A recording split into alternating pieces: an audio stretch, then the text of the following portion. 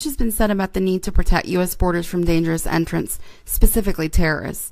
From a proposed hyper-militarized border wall to the contested executive order banning travelers from 7 Muslim-majority nations, the U.S. security state still uses violence to manipulate public perception. However, one issue remains conspicuously absent in the national dialogue on security. That issue is the threat of militias and white supremacists. According to a report last year from the New America Foundation, attacks by right-wing groups in America have killed almost twice as many people as attacks by Muslim extremists. Of the 26 attacks since 9/11 that the group defined as terror, 19 were carried out by non-Muslims. Yet, on February 2nd, Reuters reported that Donald Trump wants the U.S.'s counterterrorism program to focus solely on Islamic extremism.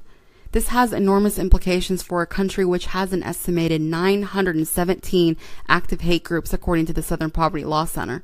For starters, the U.S. would be moving much-needed attention away from groups and individuals involved in hundreds of bombing plots, shootings, and other violent events on American soil, including white supremacists and other non-Muslim right-wing extremists.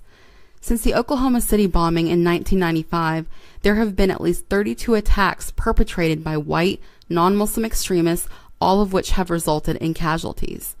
In North Carolina, a group of conservative activists met at a local restaurant to discuss what they believed to be the problem with Muslims and how to respond. At least one person there spoke of wanting to kill Muslims. He wanted to, quote, start taking people out. Right-wing extremists aren't just members of small nationalist militia groups. They're also members of U.S. law enforcement. A recent report from The Intercept unveiled a terrifying reality. White supremacists and other domestic extremists maintain an active presence in police departments and other law enforcement agencies, and the FBI has been quietly investigating them for years. While the Trump administration and its supporters yell fire in a crowded movie theater, the most pressing threats are being ignored in order to expand the security state apparatus and military-industrial complex. Muslim refugees, especially those who've already undergone intense background checks, aren't the real threats we should be worried about.